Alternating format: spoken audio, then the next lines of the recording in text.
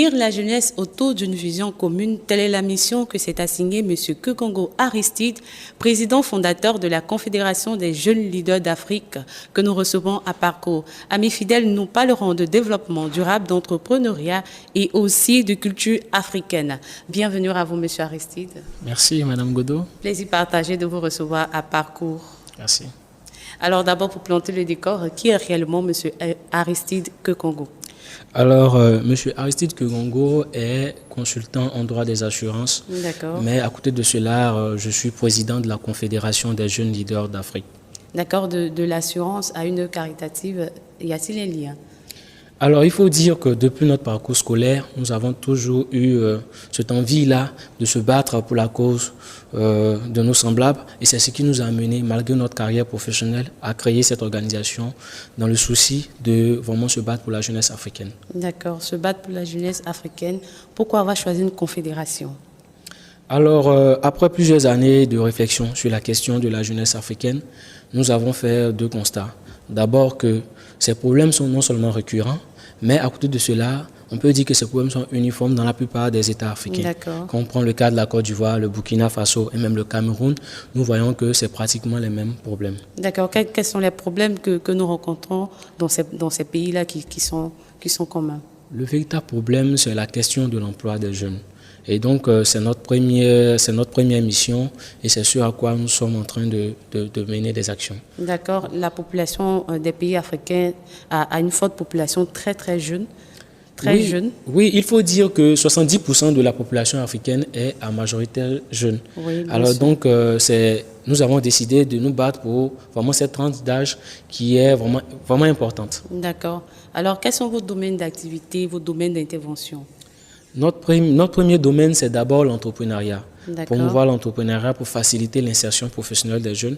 Mais à côté de cela, nous faisons la promotion de la culture africaine. En tant que jeunes, c'est à nous de pérenniser cette culture-là. Alors nous menons des actions dans le sens de la pérennisation de cette culture et aussi l'appel au développement durable. D'accord. Comment arrivez-vous à inculquer votre vision à tous ces jeunes qui vous ont suivi ou qui continuent de vous suivre? Il faut dire que la jeunesse africaine est déjà une jeunesse pleine de potentialités, une jeunesse qui a déjà de bonnes valeurs. Alors donc, reste juste avoir des personnes qui partagent cette vision et qui sont prêts à se mettre devant pour la cause. Et nous savons que cette jeunesse déjà adhère à nos idéaux. D'accord, mais ce qui est vu sur la toile, nous voyons une jeunesse tournée beaucoup vers le divertissement. Alors, quel regard portez-vous sur cette jeunesse? Alors, il faut dire que c'est vrai que la grande partie de cette jeunesse est beaucoup tournée sur l'amour du gain facile et le divertissement. Mais il y a quand même de bonnes graines qui sont conscients et qui déjà sont en train, par leur modèle, à amener leurs autres amis à travailler véritablement pour se construire une vie. Alors parlons rapidement d'entrepreneuriat. Pour vous, qu'est-ce que l'entrepreneuriat?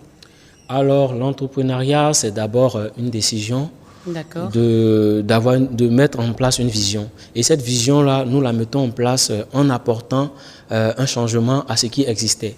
Donc, pour dire, l'entrepreneuriat, c'est l'art de mettre en place des méthodes innovatrices pour le bien-être de la population. Entreprendre commence à partir de quel âge? Alors, il faut dire qu'il n'y a pas d'âge pour entreprendre. D'accord. L'entrepreneuriat, c'est déjà dans l'âme. Voilà. Déjà, quand vous travaillez même quelque part et que vous êtes de nature entrepreneur, déjà vous mettez en place des business qui vous permettent de rapporter. Alors, entreprendre, c'est ouvert à tout le monde.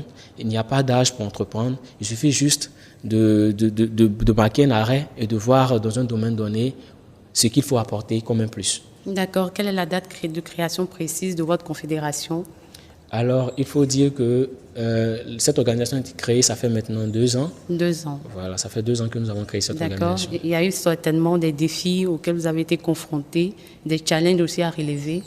Bon, pour ce qui concerne les défis, oui, il y a eu énormément de défis, mais nous n'avons pas encore fini de réaliser ces défis-là. Il faut dire que d'abord, inculquer notre idéal à la jeunesse, ce n'était pas facile. Mais heureusement que cette jeunesse-là a adhéré vivement. Mais pour ce qui concerne les challenges, il y en a encore. Et nous sommes prêts à les relever. Je vous vois très jeune, je vous sais très jeune. Alors, comment avez-vous relevé le défi de porter une telle vision sur vous?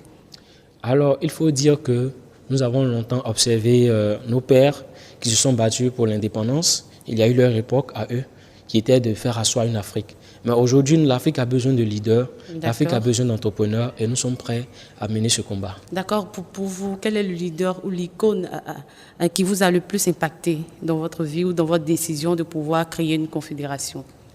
Alors, il faut dire celui qui m'a énormément impacté, c'est M. Patrice Lumumba. D'accord. Pourquoi Patrice Lumumba? C'est un homme courageux, un homme qui s'est battu pour ses semblables, pour un idéal, et malheureusement, il a été incompris. Mais je me sers de son exemple, de ses manquements, pour également atteindre cet objectif, qui est de se battre pour la cause de cette jeunesse africaine. D'accord. Y a-t-il déjà une activité organisée par la Confédération des jeunes leaders d'Afrique? Alors oui, nous avons eu des activités, des formations sur l'entrepreneuriat, des séances de coaching, où il y a eu des jeunes qui avaient des projets, mais qui avaient besoin d'être encadrés. Et ces jeunes-là ont pu recevoir vraiment une bonne formation. Voilà. D'accord. Donc l'entrepreneuriat à votre confédération se tourne pratiquement vers la formation, l'instruction de ces jeunes-là qui désirent entreprendre, leur apporter la connaissance et le savoir? Non, c'est vrai que ça fait partie, parce que déjà, avant de se lancer dans un domaine, il faudrait être formé, il faudrait connaître tous les contours. Mais à côté de cela, nous faisons la mise en relation de ces entrepreneurs novices avec les entrepreneurs aguerris, ceux qui ont suffisamment d'expérience en la matière, et ces personnes les aident à véritablement asseoir leur entreprise. D'accord. Dans l'introduction, j'ai parlé de culture africaine. Pour vous, la culture africaine peut être bénéfique à tous ces jeunes qui désirent entreprendre? Quel est le rapprochement entre l'entrepreneuriat et la culture africaine? Bien, merci, madame. La culture africaine est déjà inscrite dans nos mœurs. Vous voyez, au sein de la culture, il y a déjà des valeurs qui sont telles que le respect et telles que le règlement pacifique des conflits. Et déjà, à travers cette culture, nous sommes suffisamment aguerris à affronter les difficultés, à régler des problèmes au sein de l'entreprise. Vraiment, à travers cette culture, ça nous permet d'être encore plus aguerris dans ce domaine. Y a-t-il un point essentiel de la culture ivoirienne qui peut être bénéfique à un jeune Ivoirien qui désire entreprendre? Oui, au niveau de la culture ivoirienne, il y a tellement de choses, il y a beaucoup de choses à observer, à entreprendre là-dessus. Surtout, nous voyons des exemples comme notre culture qui est en train d'être exportée en termes de nos vêtements, nos traditions. Alors, donc, se pencher là-dessus, c'est également un grand facteur pour l'entrepreneuriat. D'accord, faire valoir nos richesses, notre culture. Effectivement. Alors, dans le domaine du développement durable, alors tous ne comprennent pas le thème du développement durable. C'est un thème qui est beaucoup utilisé sur la toile, dans les médias et partout. Quelle est cette approche pour vous qui avez choisi de confédérer des jeunes autour d'une vision, leur parler de développement durable? Oui, il faut dire que le développement durable, c'est ce à quoi nous sommes confrontés, notre présent, et puis la prévention pour le futur. C'est le cadre de vie, c'est l'économie, le social, voilà, et les ressources renouvelables. D'accord. Je crois que dans le développement durable, on parle aussi de gestes écologiques pour préserver l'environnement. Voilà, en fait, il faut dire que l'Afrique a énormément de potentialités. Quand on parle de richesse, quand on parle de l'écologie, nous avons le plus préserver notre écologie. Alors, il est de bonne loi pour nous de promouvoir ces richesses, de veiller à ce que vraiment cela puisse nous servir encore plus longtemps. D'accord. Promouvoir les richesses et aussi la culture africaine autour de vous, autour de votre vision. Comment fonctionne la Confédération des jeunes leaders d'Afrique? Alors, la Confédération des jeunes leaders d'Afrique fonctionne à plusieurs niveaux. D'abord, il faut dire il y a déjà des représentations au niveau régional. Et après la représentation régionale, il y a une représentation nationale. Voilà. Mais au-delà de cela, il y a la conférence des présidents nationaux. Voilà, nous nous rencontrons pour débattre des questions africaines. D'accord. Dans votre actualité, avez-vous un événement précis dans ce temps? Oui, très bientôt, nous disons d'ici le mois d'avril, nous aurons une grande convention au niveau de Yopougon pour encore expliquer les idéaux de cette organisation, ce à quoi nous aspirons pour que cette jeunesse soit de plus en plus insérée socialement. D'accord. Pourquoi avoir choisi la commune de Yopougon? Alors, nous avons vu qu'au niveau de Yopougon, il y a énormément de personnes qui désirent adhérer et il y a des personnes encore qui sont encore à la traîne. Alors nous avons choisi Yopougon pour déjà planter les décors, vu que c'est une commune qui regorge énormément de jeunes.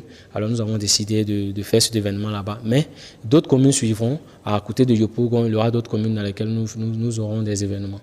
D'accord, c'est précis et c'est très bien dit. Pour vous, Monsieur Aristide, avez-vous eu des challenges au niveau national pour pouvoir implanter la Confédération? Oui, il faut dire que lorsqu'on crée une organisation, certaines pensent que c'est de façon politique, mais nous avons été incompris dans les débuts. D'accord, donc la Confédération est apolitique. Elle est, je dirais, elle est apolitique dans le sens de se mener de la politique interne. D'accord. Sinon, nous avons toujours des réflexions sur des questions politiques. Lorsqu'il s'agit de la jeunesse, nous avons toujours des propositions à faire. D'accord, c'est bien dit. Alors, pour la CJLA qui désire s'ouvrir au monde, voilà, quel est le mot plutôt que vous désirez donner à tous ces peuples africains qui vous regardent présentement, qui vous découvrent aussi, hein? Alors, je dirais que la CJLA est une organisation qui vient dans un premier temps pour se battre pour l'insertion professionnelle de la jeunesse. Alors c'est une organisation qui fédère en son sein l'ensemble des jeunes africains pour un idéal commun, nous rencontrer, nous connaître, partager vraiment les valeurs culturelles qui nous ont réunis depuis notre existence. Et c'est une organisation qui est prête à se battre de façon loyale pour le respect des droits de la jeunesse. Comment sont organisées vos réunions? Y a-t-il des séances de formation, des ateliers, des panels, des forums? Oui, effectivement, il y a des ateliers de formation en coaching de l'entrepreneuriat, mais à côté de cela, il y a des tournées de sensibilisation sur la paix et le développement durable. Nous savons que nous sommes dans les périodes électorales, nous sommes des années électorales dans la plupart des pays africains. Alors déjà, nous nous préparons pour que vraiment ces élections se fassent dans la paix. Dans la paix, dans de très bonnes conditions surtout. Effectivement. Alors, avez-vous été confronté à un jeune qui désire entreprendre et qui n'a pas eu vraiment les moyens? Et il faut dire que c'est un fait vraiment récurrent. Les jeunes africains sont pleins de potentialités, sont pleins d'idées, mais ils se posent vraiment la question de financement. Alors nous avons décidé de les aider directement en les finançant, mais en trouvant des moyens de se préparer financièrement. Je dirais qu'au niveau des jeunes qui sont encore à l'école, nous leur demandons déjà de constituer des épargnes. Parce que lorsqu'on entreprend, ce n'est pas facile d'avoir quelqu'un pour nous financer. Il faudrait que le projet prenne effet afin que les instituts financiers viennent nous accompagner. Alors, nous faisons également des tournées de sensibilisation auprès des parents. Nous leur disons toujours que l'entrepreneuriat est vraiment un domaine où les enfants peuvent exceller. Alors, en tant que parents, il est de bonne loi pour eux de déjà accompagner ces jeunes. Si eux qui sont les parents de ces enfants ne sont pas prêts à les accompagner, ce ne sont pas des institutions financières qui ne les connaissent pas, qui seront prêts à débourser des sommes pour les accompagner. Alors, nous insistons les parents à accompagner véritablement les enfants dans leurs projets. D'accord, c'est aussi une vraie cause de l'immigration clandestine pour toute cette population jeune qui désire aller de l'autre côté pour avoir une vie plus décente. C'est une cause. Effectivement, il faut dire que les jeunes, après avoir passé plusieurs années et ne trouvant pas de solution à leurs problèmes, se disent que l'Eldorado, c'est l'Occident, alors que nous avons énormément de richesses ici. Nous disons toujours à nos autorités, c'est vrai qu'ils font déjà des efforts, mais de continuer de faire plus d'efforts afin que ces jeunesses se sentent en sécurité en Afrique, ces jeunesses puissent trouver une question, la réponse à ces problèmes, car l'Afrique est notre socle, c'est notre mamelle nourricière. Alors il est de bon loi pour nous de mettre ces jeunes-là dans les conditions pour éviter ces catastrophes auxquelles nous voyons. D'accord. Pour un retour à la question sur la culture africaine, n'incitez-vous pas aussi les jeunes à pouvoir retourner à la terre? Effectivement, c'est l'un de nos programmes. Nous incitons les jeunes à retourner à la culture parce que notre continent a été pendant longtemps le berceau en ce qui concerne les matières premières. Il y a énormément de richesses en Afrique. Alors, pour ceux qui veulent retourner à la terre, nous les encourageons vivement. Nous avons déjà un programme pour les accompagner. Alors, c'est la bienvenue pour ceux qui ont déjà des projets dans ce sens. D'accord. Avez-vous déjà reçu des projets dans le domaine de l'entrepreneuriat, dans le domaine des jeunes qui désirent bâtir, construire des usines de production, par exemple? Oui, effectivement, nous recevons de façon au quotidien des projets et nous essayons ensemble avec ces jeunes-là de voir une portée, d'analyser. Et nous également, nous servons de relais auprès des autorités pour accompagner ces jeunes dans ces projets. D'accord, d'accord. Au travers de tous ces dires-là, j'aimerais poser une question, si ça ne vous gêne pas. J'espère que autour de vous, les gens comprennent mieux la vision que vous expliquez, de pouvoir confédérer toutes ces jeunesses africaines autour d'un idéal commun. Alors, pour vous, vraiment, lorsqu'on dit un jeune Africain a réussi, qu'est-ce que cela sous-entend?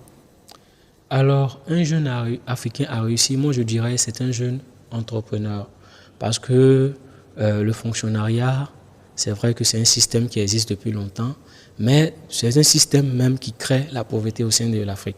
Parce que vous prenez quelqu'un qui est fonctionnaire, toute la famille va reposer sur lui. Mais quelqu'un qui est entrepreneur, il a plusieurs revenus. Et encore, avoir une entreprise, c'est déjà garantir de l'emploi pour les petits frères qui sont derrière. Alors, nous disons à la jeunesse africaine d'adhérer à nos idéaux, car c'est pour eux que nous sommes là, nous nous battons inlassablement pour leur bonne cause. D'accord. Vous êtes peut-être un modèle pour quelqu'un qui nous regarde.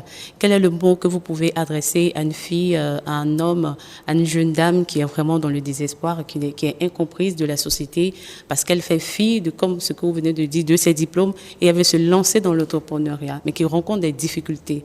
Voilà. Qu'est-ce que vous pouvez lui dire? Alors, ce que je peux dire à cette personne qui a plein d'idées, c'est de croire en ses idéaux. Parce que dans la vie, lorsque tu crois en ce que tu fais, c'est déjà bon, rien ne peut t'arrêter. Alors, il faut nous approcher et nous allons ensemble voir dans quelle mesure t'accompagner.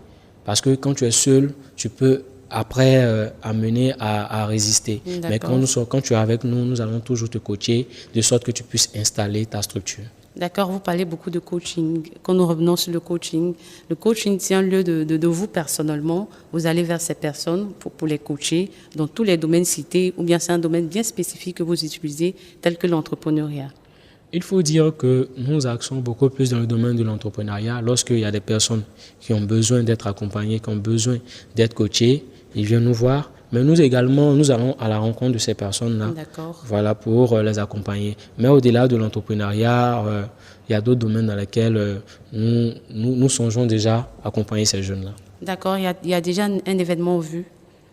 Oui, comme je l'ai dit un peu plus haut, au niveau du mois d'avril, il y aura une grande convention au niveau de Yopougon.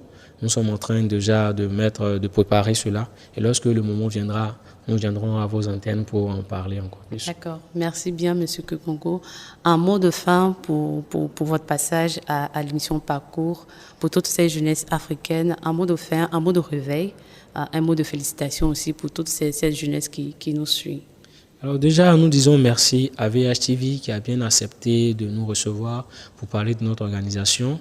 Mais à côté de cela, nous dirons à cette jeunesse-là de toujours croire en elle et d'aller jusqu'au bout de ses idées. D'accord. J'ai été vraiment ravie de vous avoir sur ce plateau, de les y partager. Le plaisir est partagé. D'accord. J'espère être avec vous à votre convention. Oui, vous serez la bienvenue. Merci. Amis fidèles, apprendre des autres, faire des autres des leaders, telle est la mission que s'est assignée notre invité. C'est sur ces mots que nous vous disons au revoir. À très vite pour un autre numéro de Parcours. Que Dieu vous bénisse.